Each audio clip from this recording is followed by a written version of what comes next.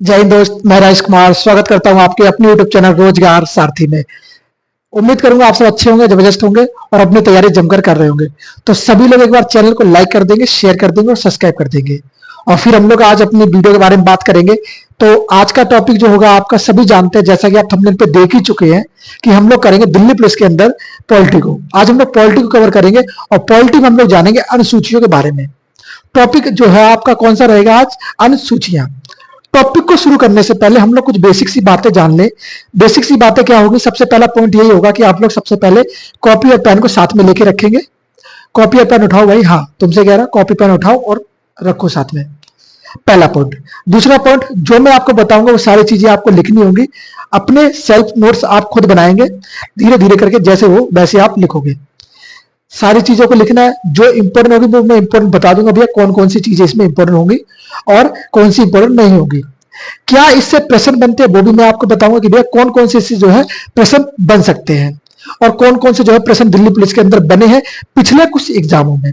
बात करूंगा मैं 2020 के पेपर के बारे में, बात करूंगा 2023 के पेपर के बारे में और उससे पहले जितने भी पेपर हुए उन सब पेपरों के बारे में बात करेंगे इस वीडियो के अंदर कि भैया कौन कौन से इंपॉर्टेंट जो क्वेश्चन है वो आपके लिए इंपॉर्टेंट जरूरी होंगे और इसको किस तरीके से हम लोग कवर करें कि जो है इससे हमारे प्रश्न ज्यादा से ज्यादा पेपर में अगर आए तो हम इसको करके निकले। बाद में मुझे ये सुनने को ना मिले कि कोई बच्चा कहता भैया पेपर में तो आया था पर मैं कर नहीं पाया। तो भैया कर क्यों नहीं पाए? ना करने का कारण तो यही है कि आप लोगों ने सही से उसको किया नहीं होगा। अगर जब सही से करोगे तो उसको जरूर करोगे। अगर आपने खुद से पढ़ा होगा और खुद से नोट्स बनाए होंगे, जो मैं आपको बता रहा हूं उनके नोट्स अगर आपने बनाए होंगे तो जरूर हो सकता था। तो बाद में रिग्रेट होने से अच्छा है कि आज ही वो चीज की तैयारी कर ली जाए कि बाद में उसका पछतावा ना हो। क्योंकि बाद में पछताने से कुछ नहीं होता, फिर तो आपका एक साल बर्बाद होता है और कुछ नहीं होता। ओके, और वो एक साल बर्बाद ना हो तो उसके लिए आप लोग पहले से थोड़ा समझदार बन जाइए और पहले से थोड़ी ज्यादा मेहनत कर लीजिए। और आज ज्यादा मेहनत करोगे, आगे वो मेहनत आपकी सफल होगी और आप लोग सक्सेस जरूर होंगे। ओके, अगर कोई बच्चा कहीं काम करता है, कहीं, अब मानता हूं सबकी घर की स्थिति एक जैसी नहीं होती है, सभी बच्चे रोजाना क्लासेस नहीं ले सकते हैं, पर स्थिति को सुधारना तो आपको ही होगा, घर की स्थिति सुधारना तो आपको ही होगा। तो अभी जो परिस्थिति है, मैं ये नहीं कहता आपकी परिस्थिति अभी कैसी भी है उसको बेटर बनाओगे। मैं ये कह रहा हूं कि आपकी जो परिस्थिति है ना उसके साथ में ही अभी आप अपने आप को सक्सेस बनाओ। कोई ये नहीं कहेगा भैया मेरी परिस्थिति खराब है तो मैं पढ़ नहीं सकता, मेरे घर पे लाइट नहीं है तो मैं पढ़ नहीं सकता। आजकल तो मैं कहूंगा कि सबके घर पे लाइट होती है, सबके पास इतना पैसा है कि अपने बाबू सोना के फोन में रिचार्ज करवा सकते हो आप लोग। तो कम से कम वो पैसे जो बर्बाद कर रहे हो वहां पे बर्बाद ना करके अपने लिए थोड़ी अच्छी सी बुक्स खरीदो, अच्छी सी पेन पेंसिल जो आपकी आवश्यकता है, जो पढ़ने के लिए जरूरी चीजें हैं उनको जरूर खरीदो। ओके, उनको खरीदो और उनसे अपनी चीजों को कवर करो। जहां आप फालतू पैसे दे रहे हो कि उन्होंने कॉल किया मेरे रिचार्ज खत्म हो गया, आपने उनके रिचार्ज कर दिया, उन्होंने कहा कि मुझे इतने पैसे डाल दो, आपने कहीं से व्यवस्था प्रबंध किया और पैसे डाल दिए। ये तो नहीं करना है। बोले भैया ये तो नहीं करेंगे। अगर ये करोगे तो फिर तो आप पढ़ने के लायक नहीं हो, फिर आप तो भैया वही करो जो आपको करना है। क्योंकि परिस्थिति बहुत खराब है तो परिस्थिति को सुधारना होगा, ना कि उसको और खराब करो। समझे? समझदार हो सभी बच्चे। मैं तो ये कहूंगा सभी जो है आप क्लासेस को ले रहे हैं, दिल्ली पुलिस की तैयारी कर रहे हैं, तो इतना सब जानते हैं कि आप लोग 12वीं क्लास क्लियर करके आए होगा, 10+2 आपने क्लियर कर रखा होगा। जब 10+2 12वीं क्लास बोले तो आपने क्लियर कर रखी है तो आप इतने मैच्योर तो हो कि आप अपने फैसले स्वयं ले सकते हो और इतनी समझदारी दिखा सकते हो कि क्या मेरे लिए बेहतर है और क्या मेरे लिए नुकसानदेह है। जब आप इतने समझदार हो तो फिर आपकी समझदारी को मैं नमस्ते करता हूं। और बहुत सारी बातें हो चुकी है, आप खुद समझदार, चीजों को अच्छे से समझ सकते हो। तो चलिए क्लास की शुरुआत करेंगे। बहुत सारी बातें मैंने आपको समझा दी, समझ में आया होगा तो बहुत अच्छी बात है, नहीं समझ में आएगा तो भैया एक साल बाद आप खुद ही समझ जाओगे। चले क्लास की शुरुआत करें बेहतरीन से क्लास को। सबसे लोग एक बार तालियां बजाएंगे, जोर से नहीं बजाएंगे, धीरे से बजाना, नहीं तो मम्मी पापा चिल्लाएंगे। तो तालियां नहीं बजानी, सिर्फ कमेंट बॉक्स के अंदर थंब का निशान भेजेंगे और फिर क्लास की शुरुआत करेंगे। तो आप लोग लिखेंगे भैया, सामने आप लिखेंगे दिल्ली पुलिस। सबसे पहले आप लिखेंगे दिल्ली पुलिस। दिल्ली पुलिस इस बैच के माध्यम से, मैं कौन सा बैच चल रहा है दिल्ली पुलिस में आपका? तो बोले भैया रोजगार सारथी से जो बैच चल रहा है वो चल रहा है आपका संघर्ष बैच। कौन सा बैच मैं पढ़ा रहा हूं आपको? संघर्ष बैच के माध्यम से। ये जो बैच है कैसा बैच है भैया? इसमें पेड है या फ्री है? तो जो बच्चे शुरू से क्लास में जुड़े होंगे उनको तो पता ही है कि ये जो पैच है वो फ्री ऑफ कॉस्ट है, इसका कोई भी आपको चार्जेस नहीं देना होगा।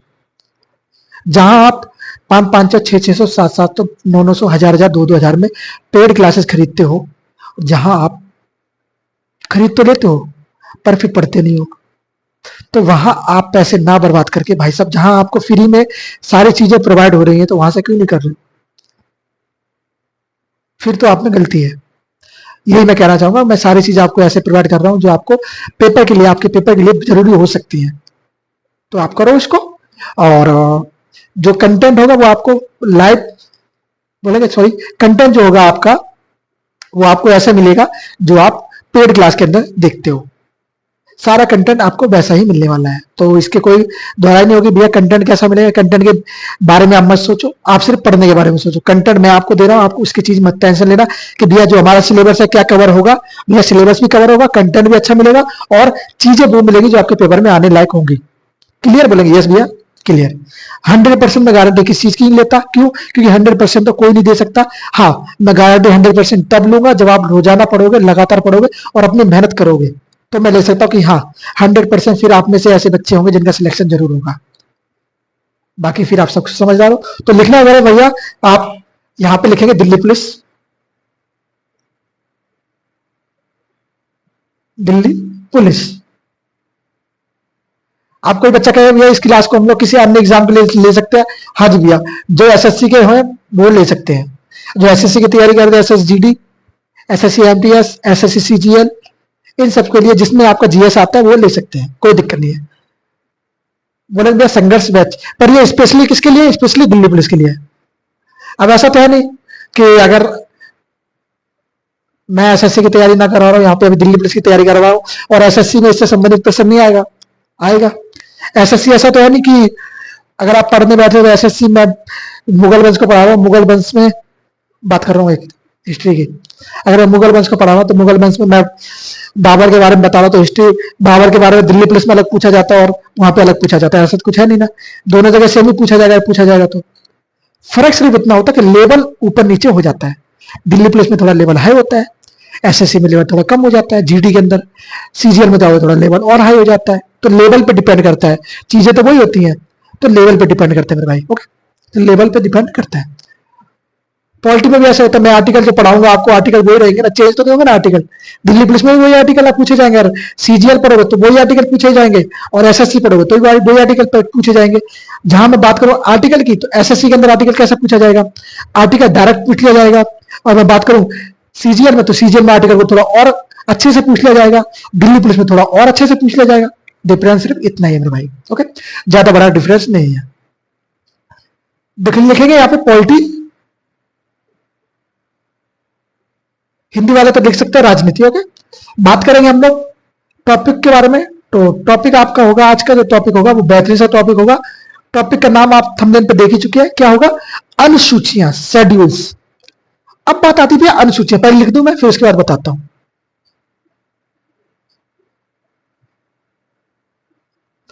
अनुसूचियां, जिसको हम लोग हिंदी में क्या कहेंगे, इंग्लिश में क्या कहेंगे? शेड्यूल।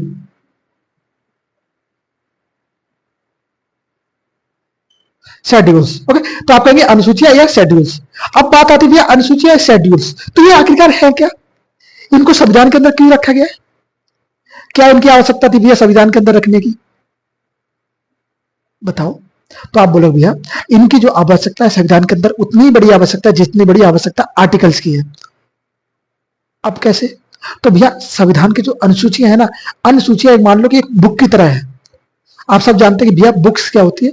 बुक में आप सब जानते हैं पहले एक चैप्टर होता है, तो वो चैप्टर मैन होता है, फिर उसके अंदर सब चैप्टर्स होते हैं, फिर उसके अंदर सब टॉपिक्स होते हैं। ओके, इसी प्रकार से हमारी ये अनुसूची है। अनुसूची जो संविधान में एक बड़ा टॉपिक है, फिर उसके अंदर अनुसूची के अंदर बहुत सारी चीजें रखी गई हैं, जैसे शपथ हो गई, एक अनुसूची के अंदर आती है। जैसे राज्य और उसके राजनीतिक विवरण हो गया, वो एक अनुसूची के अंदर आता है। राज्य का क्षेत्र हो गया, वो एक अनुसूची के अंदर आता है। तो इसी प्रकार से हर अनुसूची के अंदर कुछ ना कुछ रखा गया है।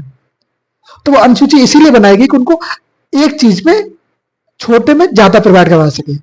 जब आप उनको और खोल के पढ़ोगे तो और लंबी चीजें मिलेंगी उसके अंदर। तो अब बात आती भैया अनुसूची आखिरकार शुरुआत जब हुई हमारे संविधान की, तो उसमें अनुसूचियों की जो संख्या कितनी थी? वर्तमान में अनुसूची की संख्या जो कितनी है, तो आप कहेंगे जब संविधान हमारा बन के तैयार हुआ तो मूल संविधान के अंदर जो अनुसूचियां थी वो थी 8। मूल संविधान के अंदर कितनी अनुसूचियां थी, 8। अगर मैं बात करूं प्रेजेंट, वर्तमान में कितनी अनुसूचियां है, तो आप कहेंगे अनुसूचियों की संख्या बढ़ चुकी है, अब हो गई है 12। कितनी अनुसूचियां हो चुकी है, 12 अनुसूचियां हो चुकी है वर्तमान में। तो लिखेंगे आप एक बार भैया अनुसूचियां, यहां पे लिख लो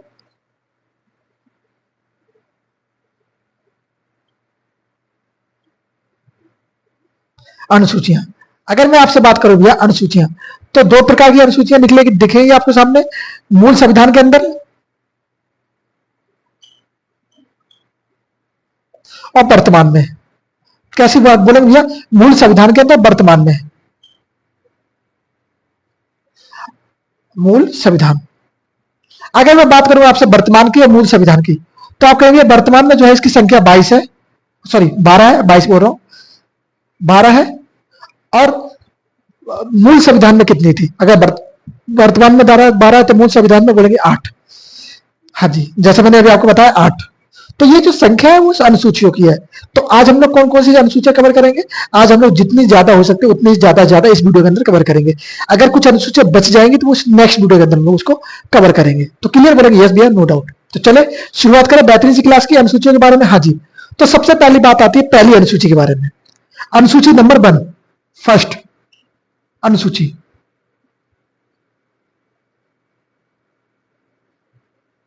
फर्स्ट अनुसूची, ओके, फर्स्ट अनुसूची।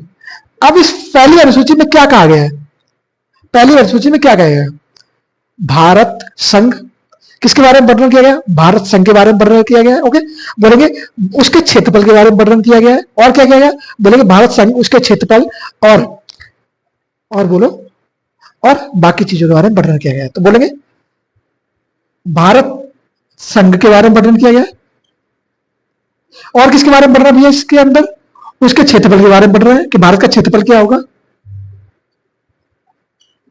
और क्या किया गया भैया, उसके नाम के बारे में वर्णन किया गया, नाम, ओके, क्षेत्र के बारे में वर्णन किया गया, और बाकी चीजों के बारे में वर्णन किया गया है। क्या किया गया, वर्णन। ओके, तो कहेंगे भैया भारत संघ के बारे में वर्णन किया गया, उसके क्षेत्र के बारे में वर्णन किया, भारत का क्षेत्र कितना होगा, भारत का नाम कितने हैं। आप सब जानते हैं भारत के 4 नाम है, बता सकता है कोई बच्चा मुझे इसका 4 नाम। क्षेत्रफल भैया कितना है, बोलेंगे 32,27,263 वर्ग किलोमीटर, ये भारत का क्षेत्रफल है। वर्णन करेंगे इन चीजों के बारे में, वर्णन होगा भैया, है ना। तो ये सब चीजें इसके बारे में बताई गई है। तो बात करें भारत संघ के बारे में, तो पहली अनुसूची में भैया जो महत्वपूर्ण चीज है वो क्या है कि भैया भारत है एक संघ होगा, किसका, राज्यों का संघ होगा। क्या होगा, भारत जो है राज्यों का संघ होगा। ओके, भारत के अंदर कितने स्टेट होंगे, तो स्टेटों की संख्या जो है घट और बढ़ सकती है। क्या ना, क्षेत्रफल क्या हो सकता है, कम हो सकता है, ज्यादा हो सकता है, अर्जित भी किया जा सकता है क्षेत्रफल को। ओके, तो क्या होगा, भारत का क्षेत्रफल घट सकता है, कम हो सकता है। ओके, तो बात करूं मैं भैया इसके अंदर कितने स्टेट रहेंगे, तो स्टेट भैया वर्तमान में जो है 28 राज्य है। यूनिट कितनी है, यूनिट भैया आपके 8 है। तो इनकी संख्या घट और बढ़ सकती है, क्षेत्रफल में बदलाव हो सकते हैं। आप सब जानते हैं 2014 में एक राज्य बना तेलंगाना। ओके, तो इसी प्रकार से नए राज्यों का निर्माण भी कर सकते हैं हम लोग।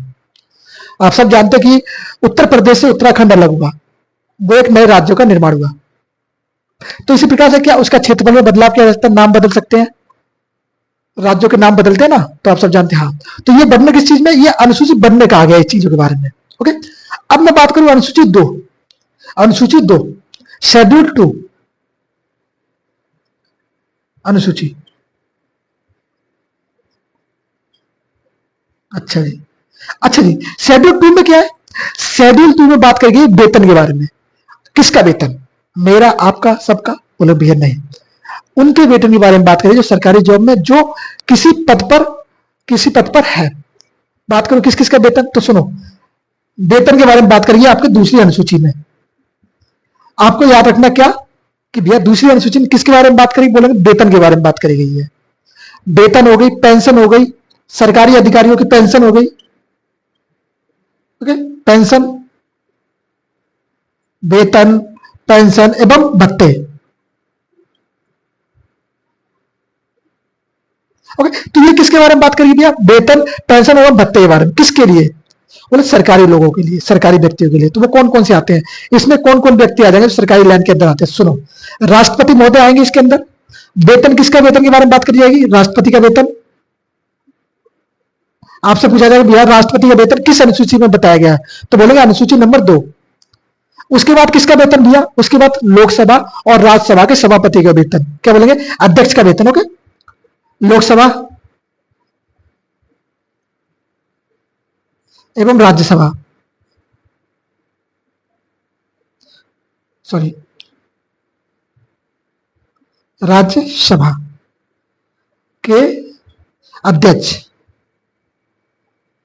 अध्यक्ष एवं उपाध्यक्ष का वेतन, अध्यक्ष एवं उपाध्यक्ष का वेतन। ओके, ये किसके बारे में भैया? ये है अनुसूची 2 में।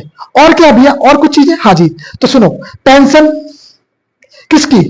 राज्यसभा और लोकसभा के सभापति की, सभापति और उपसभापति। ओके, राज्यसभा, लोकसभा एवं, बोलेंगे एवं, ओके, राज्यसभा लोकसभा, सॉरी लोकसभा का, हाँ राज्यसभा के सभापति, सभापति एवं उपसभापति, इनके वेतन के बारे में, वेतन और पेंशन के बारे में बात करी गई है।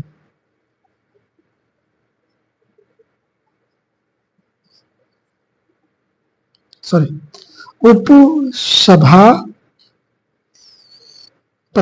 ओके, उसके बाद में बात करें और किसके? विधान परिषद। विधान परिषद के क्या? विधान परिषद के सभापति और उपसभापति, विधान परिषद, हाँ जी, जो कि स्टेट में होती है, विधान परिषद।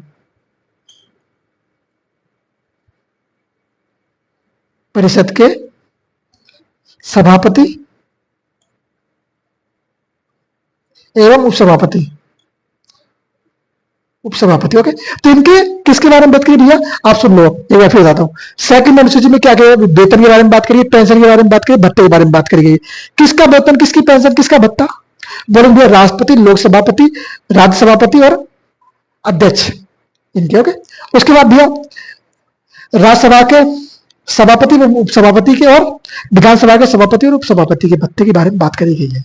किसके अंदर? आप बोलेंगे भैया अनुसूची 2 के अंदर। अच्छा जी, अब मैं बात करूं और कुछ चीजें हो सकती है। बोले हाँ जी भैया, और भी चीजों के बारे में बात करेंगे, तो यहां पे लिख लो जरा, विधानसभा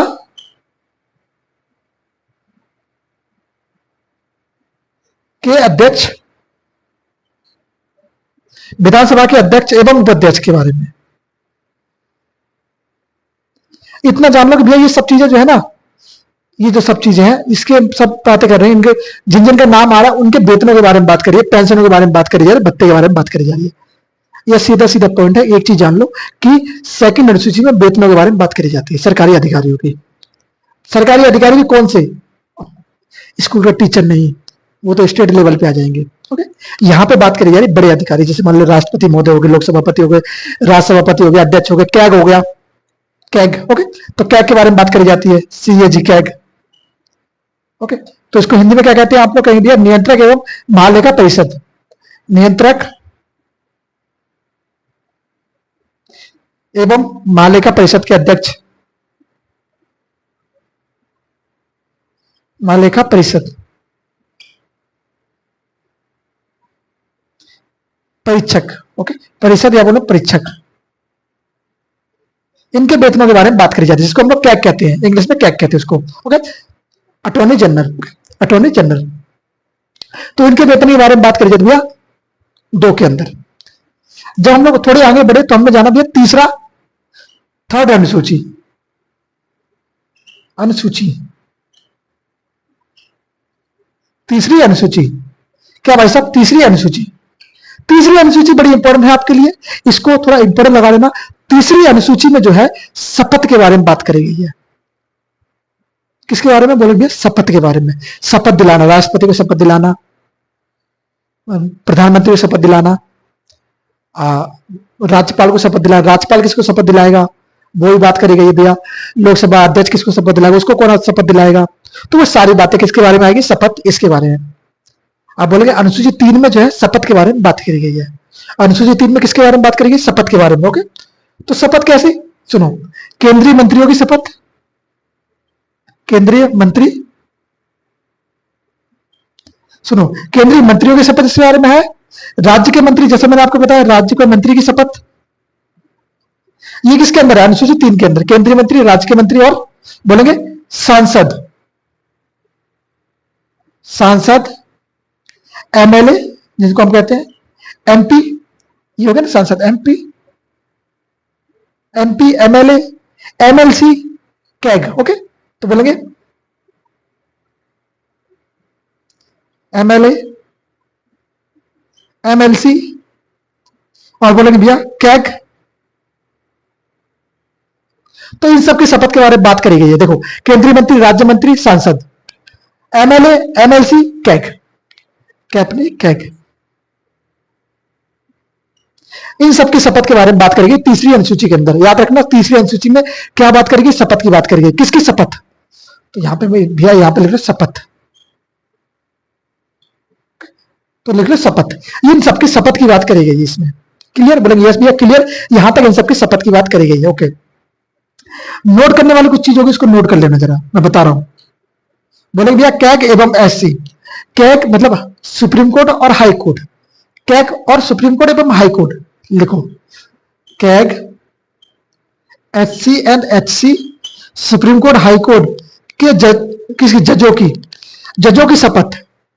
सुनो, कैग के अध्यक्ष, सुप्रीम कोर्ट, हाई कोर्ट के जज, इनकी शपथ की बात भैया कैसे करी जाएगी? तो सुनो, इनकी शपथ की बात, इन सबकी शपथ की जो बात है और इनका जो प्रारूप है वो एक जैसा ही है और इसके अंदर ही है, थर्ड अनुसूची के अंदर है। कैग, एससी, एचसी के शपथ की बात, शपथ, ओथ, जिसको हम लोग क्या कहते हैं? ओथ कहते हैं ना। शपथ को क्या कहेंगे भैया? Oath, oath. ओके, का प्रारूप एक जैसा है, प्रारूप एक जैसा है। इनकी शपथ में कोई बदलाव नहीं है, सबका शपथ का प्रारूप जो है एक जैसा ही है। कितने हमने पढ़ लिए भैया? देखो, पहला, दूसरा, तीसरा और चौथा, 3 अनुसूची हम लोग कवर कर चुके हैं। 3 को, हाँ जी, चौथे को करेंगे। चलो 3 तक ये बताओ किस किस को समझ में आया? यहां तक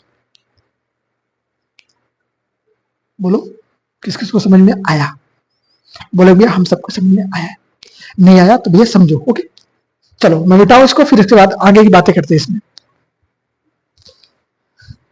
इसके अंदर हम लोग 4 से 5 अनुसूचियों को पढ़ेंगे, उसके बाद बाकी बची हुई अनुसूचियां जो है नेक्स्ट वीडियो में हम लोग कवर करेंगे।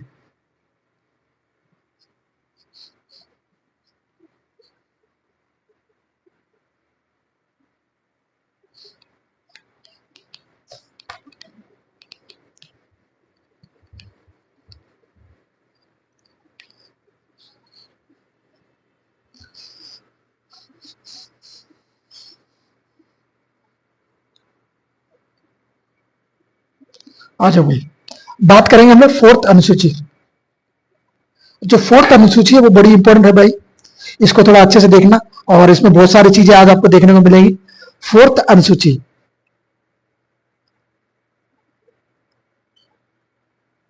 अनुसूची, अच्छा 4th शेड्यूल भैया क्या कहता है? 4th शेड्यूल कहता है राज्यों में सीटों का बंटवारा, कि राज्यों में भैया किस राज्य में कितनी सीटें होंगी, तो उसका बंटवारा किस प्रकार किस अनुसूची में रखा गया है? वो 4th अनुसूची में रखा गया। तो लिखेंगे भैया राज्यों में सीटों का बंटवारा। क्या होगा मेरे भाई? राज्यों में सीटों का बंटवारा। तो अब लिखना शुरू करना भैया किस राज्य में कितनी सीटें हैं, कितनी सीटें किस राज्य को दी गई है। तो सुनना, जैसे मैं बात करूं भैया, सबसे पहले हम लोग बात करेंगे यूपी की। तो यूपी के अंदर कितनी सीटें हैं? 31 है। ओके, यूपी के अंदर कितनी सीटें? 31 है। चलो राज्यसभा की। ओके, उसके बाद बात करूंगा सेकंड नंबर पे आपका, पहला ये आ गया, सेकंड आपका आया टीएन। तमिलनाडु के अंदर कितनी भैया सीटें हैं? बोलेंगे तमिलनाडु के अंदर 18 सीटें हैं। कितनी? 18 सीटें हैं। तीसरे नंबर पे आपका एक और स्टेट आएगा, तीसरे स्टेट आएगा भैया आपका पश्चिम बंगाल। कौन सा बंगाल? पश्चिम बंगाल, बंगाल। अच्छा, पश्चिम बंगाल के अंदर कितनी सीटें होंगी भैया? 16 सीटें हैं। चौथा स्टेट, चौथा स्टेट बता भैया बिहार। आपका कौन सा? बिहार। बिहार में कितनी सीटें हैं मेरे भाई? बोले भैया बिहार में भी 16 सीटें हैं। अच्छा देखो सुनिए, आप लोगों को कितनी कितनी कौन सी स्टेट में सीटें हैं?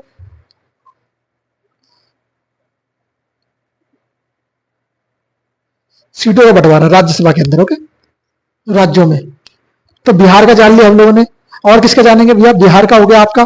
फिर उसके बाद बात करो, आगे बढ़ो। बहुत सारे स्टेट है तो जब चलेंगे। फिर आपकी बात आई कर्नाटका, उसके बाद आई के एन, कर्नाटका 5वें नंबर पे आपका के एन। 28 राज्य ना, तो हर राज्य की सीटों के बारे में बात करेंगे हम लोग। के एन, कर्नाटका में कितनी है? 12 है। यहीं पे एक बच जाता है आपका, 6ठे नंबर पे आपका आता है भैया महाराष्ट्र। महाराष्ट्र में कितनी है? 19। महाराष्ट्र के अंदर सीटों की संख्या कितनी? 19। अब बाकी जो बचे स्टेट उनकी ट्रिक के माध्यम से जानते हैं। देखो ट्रिक आप जानेंगे भैया, ट्रिक जो होगी आपकी, एक ट्रिक है, इसका ट्रिक का नाम होगा आपकी, सुनो क्या बोलेंगे? 11 आंध्र, 11 अंधे मध्य से गुजरे। क्या बोलेंगे? 11 अंधे मध्य से गुजरे। अंधे मध्य से गुजरे। अब 11 अंधे मतलब जिनमें 11-11 सीटें हैं, जिनमें 11-11 सीटें। तो सुनो, आंध्र प्रदेश में 11 है, आंध्र प्रदेश। क्या बोले भैया? आंध्र प्रदेश में 11 है, सॉरी एपी लिख दो है ना, एपी में 11 है। मां से बोले मध्य प्रदेश में 11 है, एमपी में 11 है। ओके, बोले भैया गुजी से गुजरात, तो गुजरात में 11 है आपकी। तो सुन लो, 11 अंधे मध्य प्रदेश से गुजरे। तो ये जो कुछ सीटें हैं, जैसे आंध्र प्रदेश के अंदर 11 है, मध्य प्रदेश के अंदर 11 है, और गुजरात के अंदर 11-11 सीटें हैं। तो ये 11-11 सीटें वाला एक कॉमन था, इनको आप लोग समझ लेना। उसके बाद बात करूं आगे की, तो भैया और बातें करते हो तो मैं राजस्थान के कितनी है? जब गुजरात में 11 है तो एक राजस्थान के अंदर कम कर दो, तो 10 है राजस्थान के अंदर, सॉरी राजस्थान में 10। फिर इसके बाद बात करो भैया आपके ओडिशा, ओडिशा में भी 10 है। हाँ जी, ओडिशा में भी 10 है आपकी। केरल, केरल, केला कितने होते हैं? 12 दर्जन। पर यहाँ पे कम कर दो भैया, केला 12 नहीं है, यहाँ पे 9 केले मिलेंगे आपको। अब केले आपको 12 नहीं मिलेंगे, 9 मिलेंगे। तो केरल में कितने? 9। कितनी सीटें? 9 सीटें हैं केरल के अंदर। पंजाब, पंजाब, पंजाब में कितनी है भैया? पंजाब बोले 7। अच्छा ये तो पंजाब है, अच्छा 2 और मिला दी तो कितने बने? 7 बने। तो पंजाब में कितनी सीटें हैं? 7 सीटें हैं। ओके, तो कितनी? 7 सीटें पंजाब के अंदर। ओके, उसके बाद मैं आपसे बात करूं भैया और तेलंगाना, तेलंगाना और आसाम और पंजाब, इन तीनों स्टेटों में 7-7 सीटें हैं। तेलंगाना, तेलंगाना 7, आसाम, देखो पंजाब में गए 7 सीटें, तेलंगाना में गए 7 सीटें, आसाम में गए आपको 60 सीटें मिलेगी। तो 7-7 सीटें किस किस स्टेट की है? पंजाब, तेलंगाना और आसाम की। ये तीनों 7-7 हैं। समझ गए? ओके, उसके बाद मैं बात करूंगा आपसे झारखंड की। झारखंड, झारखंड, झारखंड में कितनी सीटें हैं? बोलेंगे झारखंड में 6 सीटें हैं। तो झारखंड के अंदर कितनी सीटों की संख्या है? बोलेंगे भाई 6 सीटें जो है झारखंड के अंदर होने वाली है। अच्छा, फिर मैं उसके बाद बात करूंगा आपसे हरियाणा, एचआर। तो हरियाणा के अंदर कितनी सीटें होंगी आपकी? हरियाणा के अंदर आपकी जो सीटें होंगी वो 6 सीटें होंगी। कितनी सीटें होंगी मेरे भाई? एचआर, और सॉरी आपकी झारखंड में 6, हरियाणा में 5 सीटें हैं। हरियाणा में 5 सीटें आपकी। फिर उसके बाद में बात करूंगा आपके छत्तीसगढ़, तो इसे 36 से मतलब 36 है। बात करूंगा मैं आपसे छत्तीसगढ़, तो छत्तीसगढ़ में आपकी कितनी सीटें हैं? छत्तीसगढ़, छत्तीसगढ़ में भाई 5 सीटें हैं। कितनी? आप बोलेंगे 5 सीटें जो है छत्तीसगढ़ के अंदर है। ओके, फिर आगे हम लोग बढ़े भैया, छत्तीसगढ़ को पढ़ने के बाद फिर हम लोग थोड़े नीचे गए, हमने जाना भैया छत्तीसगढ़ तो छोड़ो, अब और स्टेट जानते हैं। तो इसमें आप ना देखोगे तो 3 यूटी भी है। 3 यूटी में सबसे पहली यूटी आपकी आती है जम्मू कश्मीर, जे एंड के। तो जे एंड के में कितनी सीटें हैं लोकसभा की? 4 यूटी। और फिर उसके बाद बढ़ेंगे दिल्ली, भैया हाँ जी, जिसमें दिल्ली में कितनी सीटें हैं, तो आपकी दिल्ली के अंदर 3 सीटें यूटी की, 3 सीटें हैं यूनियन टेरिटरी में।